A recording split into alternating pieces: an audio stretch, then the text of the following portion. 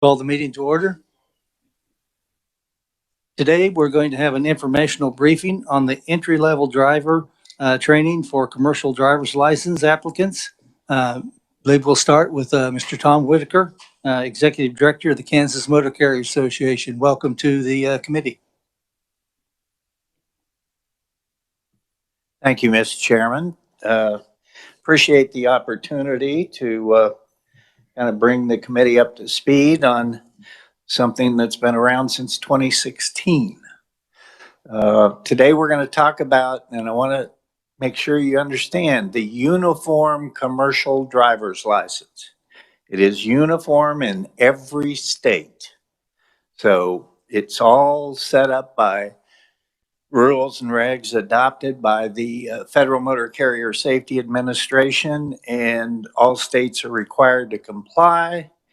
And if you do not comply, that old carrot and stick from the federal government says we'll take a certain percentage of your federal highway funds the first year, a bigger percent the second year, and a really big percent the third year.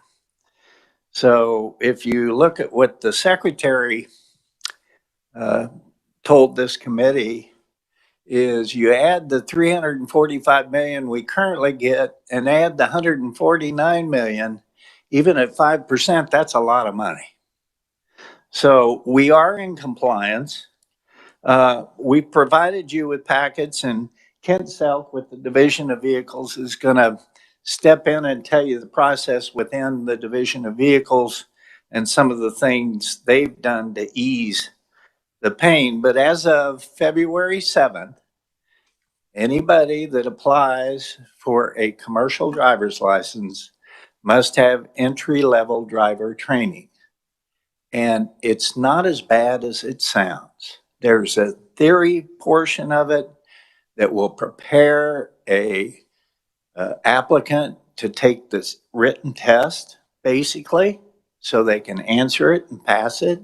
There is a driving portion of it that will prepare an applicant for a CDL to pass the driving section, and everybody gets the same basic testimony. I'm going to dispel a little Facebook, internet that costs $4,000 to $5,000 to get this training. That is not true. It is if you go to a private truck driving school. But there are a lot of technical schools in the state of Kansas that actually teach this for a lot more reasonable price. Plus, if you go online, actually, I could go online and register myself as a trainer on a commercial driver's license. I couldn't do the driving portion because I don't have a CDL, but I could do the theory.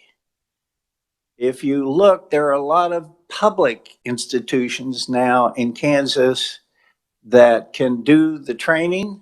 However, if you click the little box says, I want to see all the private ones, every substation in KDOT is signed up to do this training.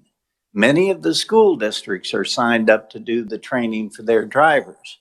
It's a matter of saying, yes, I'll follow this curriculum that's in the federal regs, and yes, I can do it.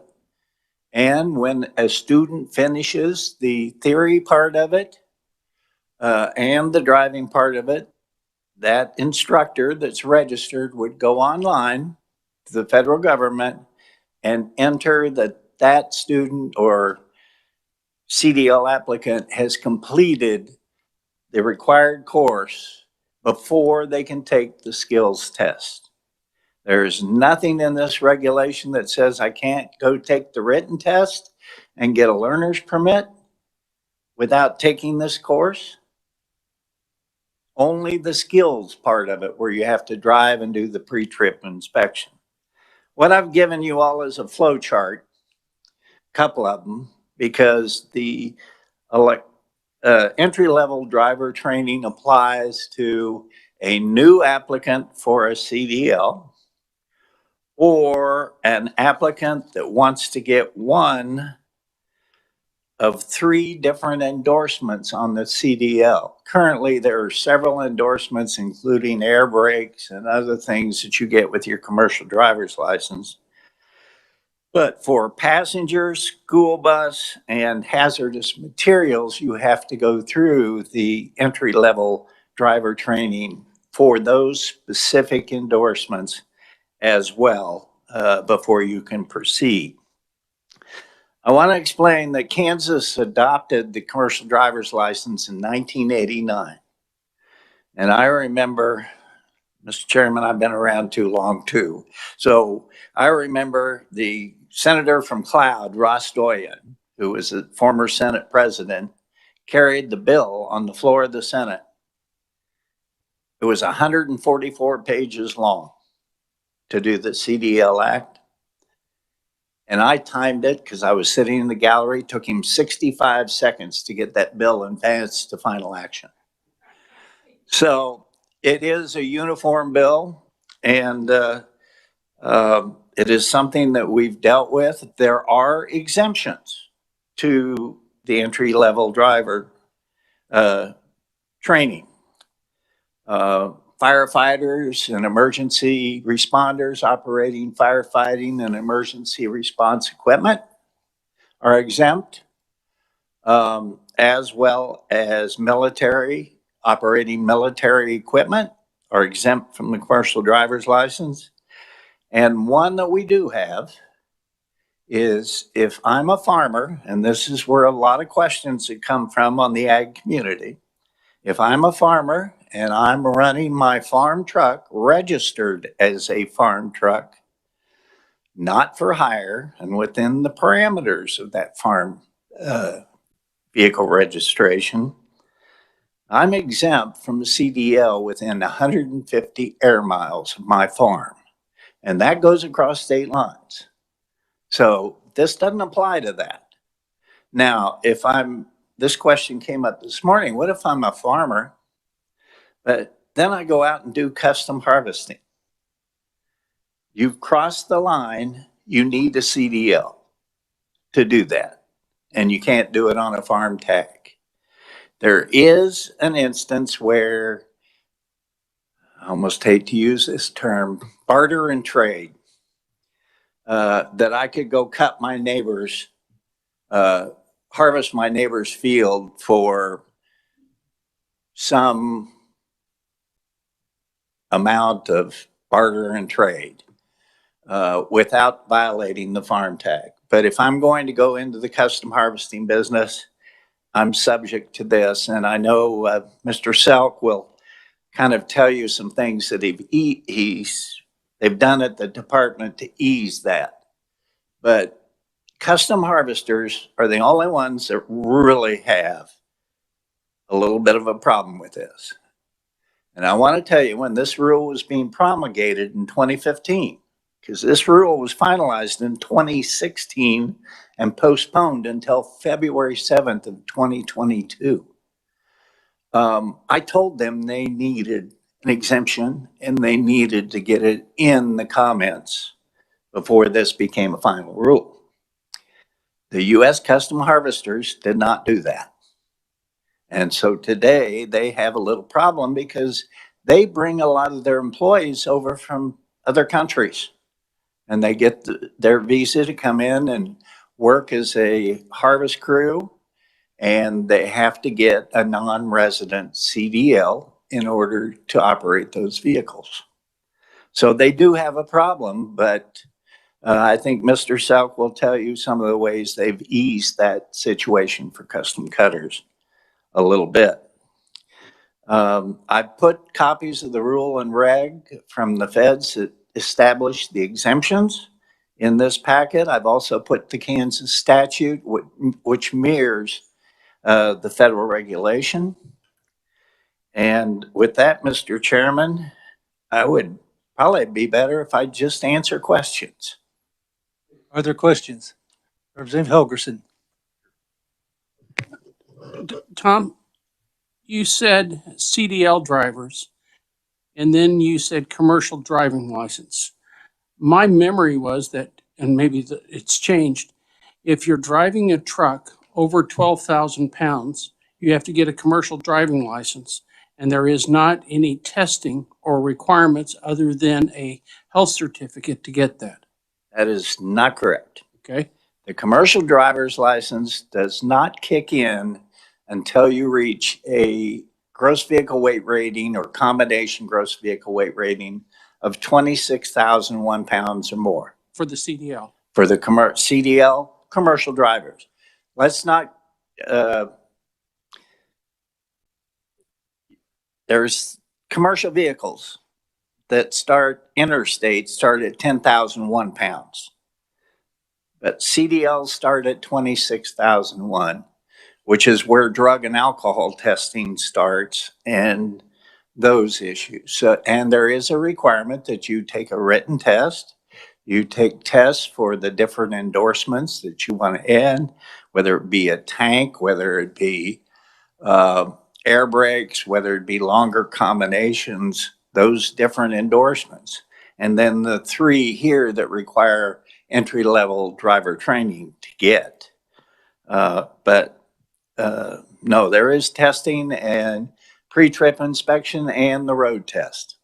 All for the CDL, but for it, I'm mistaken on the 12,000, then it's 10,000. You have to have a physical and a vision test, as I remember, in order to drive a commercial vehicle if it's over 10,000, not the 26,000. And that's still in place, correct? Almost. Okay. If I'm interstate or if I'm intrastate within Kansas for hire, it starts at 10,001 pounds. Where all the federal safety regulations, this little book here, come into play. Except for those lightweight vehicles, they are not subject to drug and alcohol testing. I get a medical card. I'm subject to hours of service, driver qualification files, maintenance records, right on down the list. Now, Kansas has a little exception to that. If I'm a private carrier, I'm only hauling my own stuff, just like your company does. Intrastate, the regs don't start until we hit 26,001 pounds. So they lightweight vehicles gets that exemption except for three things: an annual inspection on their vehicle, load securement, and coupling devices for towed vehicles. Those are the only three things that apply to a private carrier intrastate. Don't need a medical card, don't even need a DOT number. But interstate, the 10,001 applies across the board. Representative Proctor. Thank you, Mr. Chair. Thank you for this this presentation today. It's been very useful. So I want to make sure I understood what you said. The exemptions that you talked about for farm trucks, that's in the federal statute, or is that something that Kansas did? It is in the federal regulation that governs the uniform commercial driver's license, and Kansas put it in our statutes as well. Okay. So what is our authority at the state level to either create exemptions or to add additional requirements on top of the current CDL requirements for the federal level? Zero. Without jeopardizing federal highway funds, zero. So we can't be more restrictive either. You can be more restrictive. Okay. You cannot be less restrictive. Okay. Thank you. Thank you, Mr. Chair. Hey, Minix. I was kind of waiting for this one, Mr. Chairman. Thank you, Mr. Chairman. Tom, I appreciate you coming today. I must apologize to the committee. About 4 weeks and 2 days ago, I panicked on a Tuesday when I started getting phone calls from a school bus driver, a fire truck driver, and a large farmer who brings workers in from South Africa to help them for about a 6-month time period on the farms. They didn't know of the changes and sent some people to get their CDLs on that Monday, the 7th, when everything changed. They contacted me and I wasn't aware of the federal changes. So I panicked. I did a lot of research, and Tom's giving you the straight story here. It's not near as bad as I was afraid it was at that time. So thank you for coming today. I appreciate And, that. and the departments have been very good to work with. Thank you. We've enjoyed our partnership with the Division of Vehicles on this issue. Mr. Whitaker, I do have one question for you. The military personnel are exempt from this, correct? Operating military equipment. Right. There are some other programs, and I don't know if Kent wants to talk about, where you can turn in your military commercial license and transfer it into a CDL license, but I'm not familiar with all the technicalities in that, but That's where I was going with this. So yeah. that's good. And I see we're going to get some more information on that a little bit later. Thank you. Are there further questions?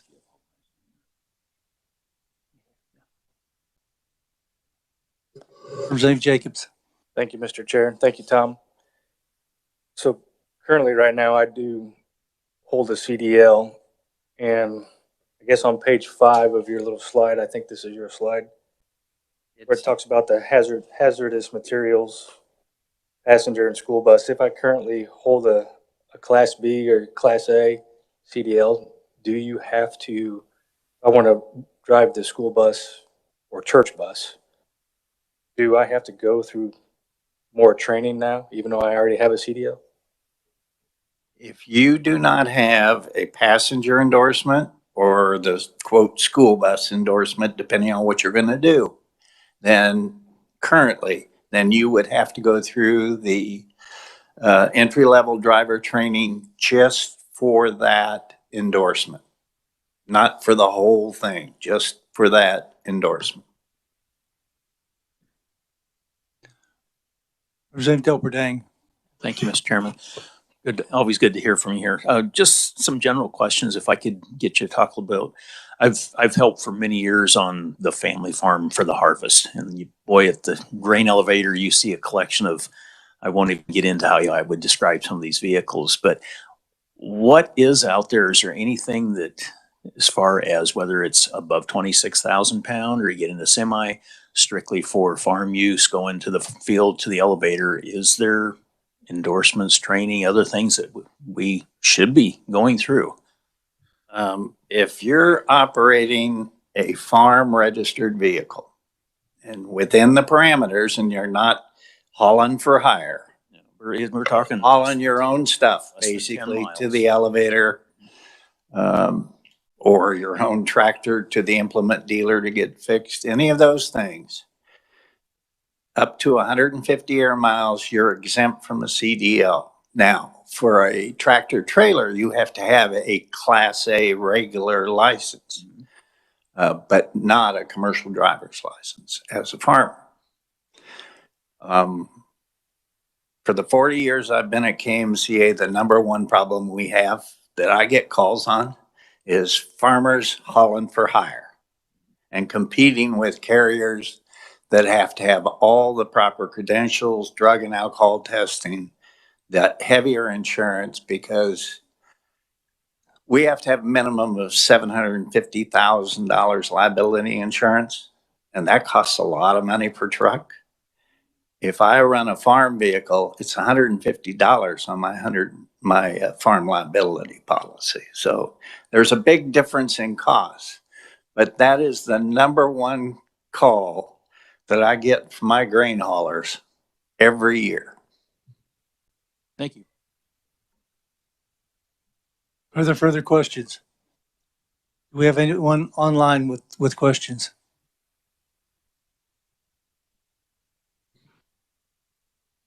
Seeing none?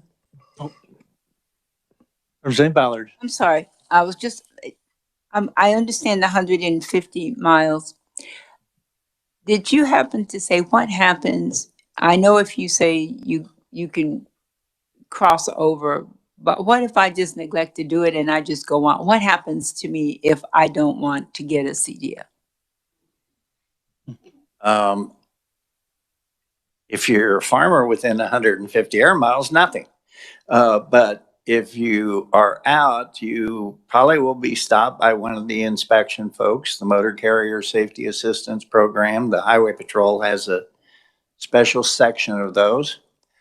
You'll be written up for, you'd be placed out of service. So you'd get this nice orange sticker in the front of your truck that because you do not have the proper driver's license to operate that vehicle, and somebody would have to come out and get that vehicle and drive it in that's properly qualified.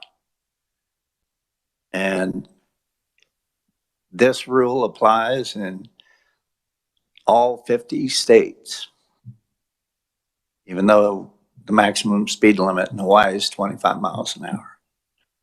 That's what I was asking. Is it all, the next one, was it all 50 states? Now, do I have to go to court? Will there be a fine? Is there somebody to check to see? Because I could have my friend bring my car home and I could take that sticker off the window. Well, you bring your truck home. If you move an out of service truck without somebody that's qualified to drive, that is a huge disqualification of your driver's license right there. But if somebody else brings that truck, and they can pull that sticker out if they're legal to drive it. But if they aren't legal to drive it and they continue, there's going to be fines. There's going to be, in Kansas, if you get an out of service, you're going to get a civil penalty from the Kansas Corporation Commission's Transportation Division. So there are, and if you're a motor carrier and you put a driver in the truck that's not qualified and you get written up, that's going to affect your safety record. And you can bet you'll probably get a knock on the door by an investigator to look at your safety compliance. I guess I better get a CDL, huh? Thank you. I can recommend a few people you go to work for, like our entire industry. Thank you very much. Thank you, Mr. Chairman. Are there further questions? Seeing none, thank you. Thank you for the opportunity, Mr. Chairman. I'd like to recognize Mr. Kent Selk, Commercial Driver's License Manager, Kansas Department of Revenue. Welcome to the committee. Thank you, Chairman and committee members. Appreciate your time. I'm going to address your question, Chairman, right off the bat. Military even exchange and also military skills waiver, they're completely exempt. They don't have to take ELDT training. So military even exchange, as you know, if they bring it to us, we just exchange out exactly what they were issued as a military level. The skills waiver, they're being told that they don't need to take a skills test because they've proven this. Nowhere in there do they have to take a ELDT training. So it comes across. They're always looking for reasons for people to locate in Kansas. There's another one. Here's another. Yeah, we're very good with the military community. Just a couple other brief things. You guys have the flow charts. I don't necessarily need to go through that. He kind of touched on them. This is not, ELDT does not talk about restrictions. So there's a few of them that are in there. I don't want people getting confused. Air brakes is the main one. That's actually not an endorsement. It's a restriction. Say, for instance, a lot of people, construction companies will bring in an F-350. They got a big enough trailer. They're over, they got a combination, but they don't have air brakes on it.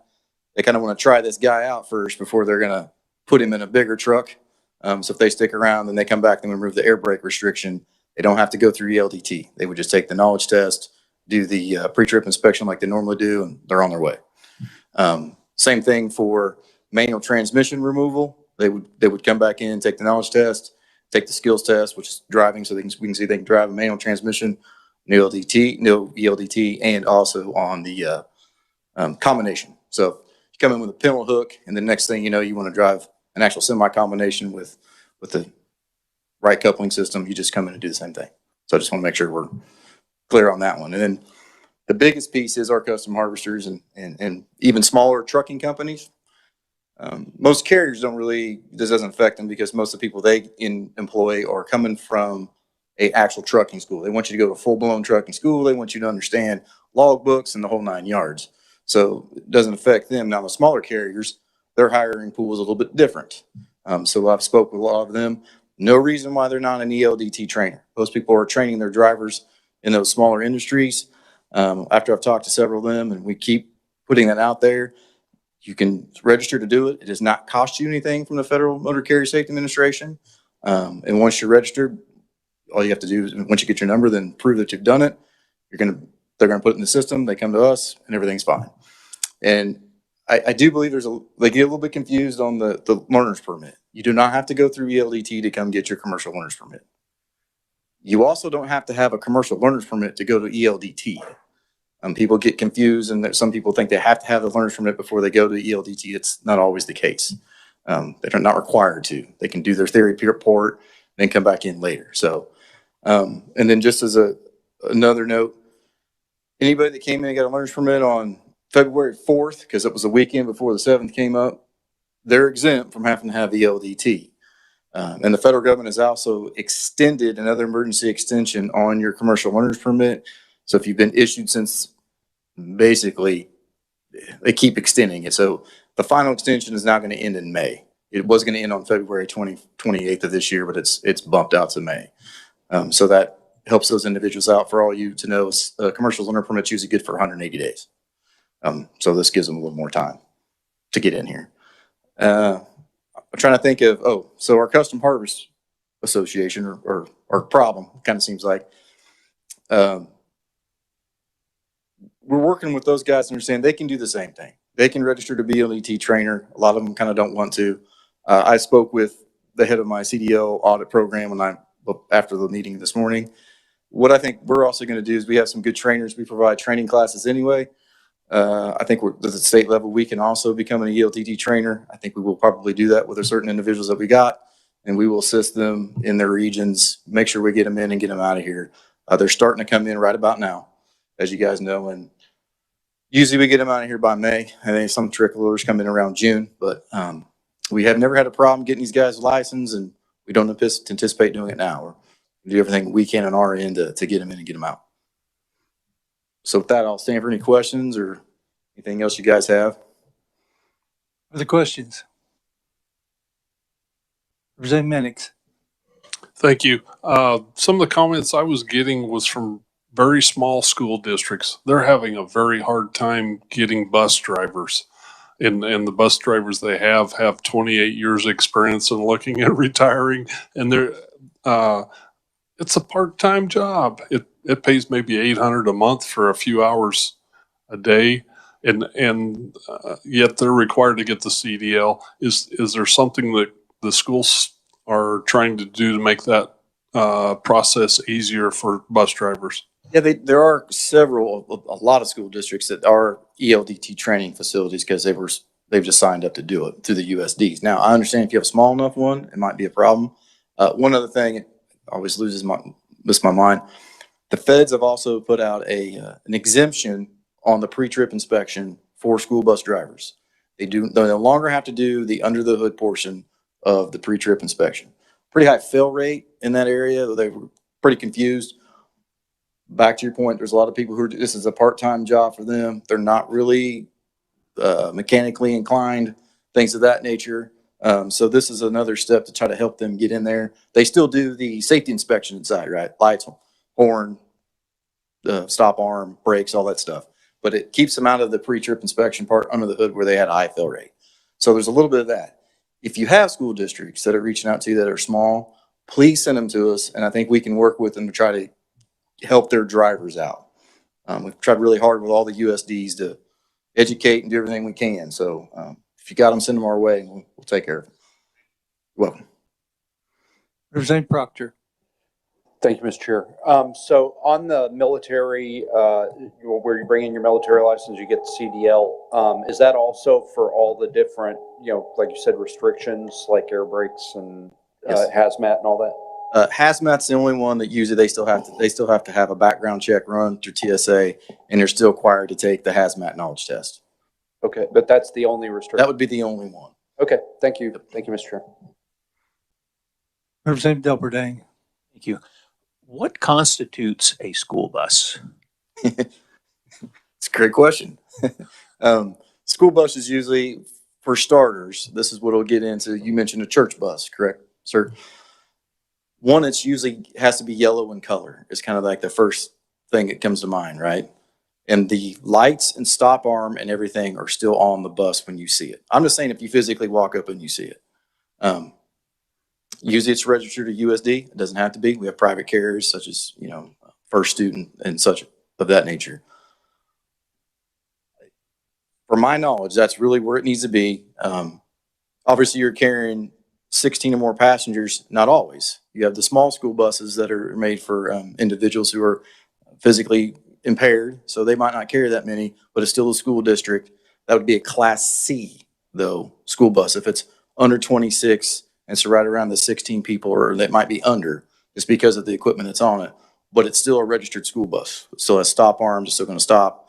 And from my knowledge, that's how it's always been told me. Now, Tom might be a little bit sharper on that because he's been around a little longer than I have. But that, to my knowledge, that's what constitutes it. Okay.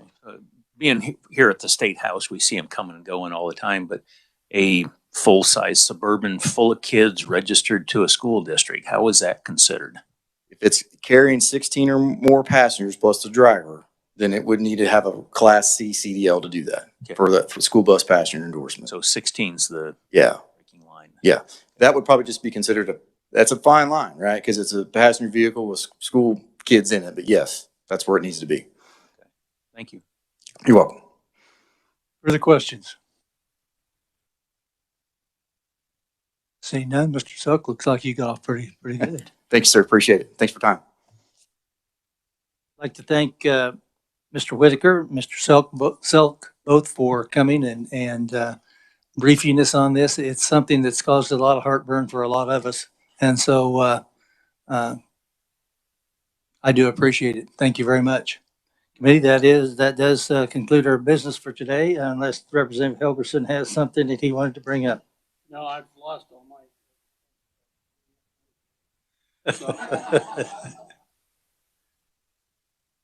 Committee, that does conclude our business for the day. Thank you. We'll be meeting next week. Thank you.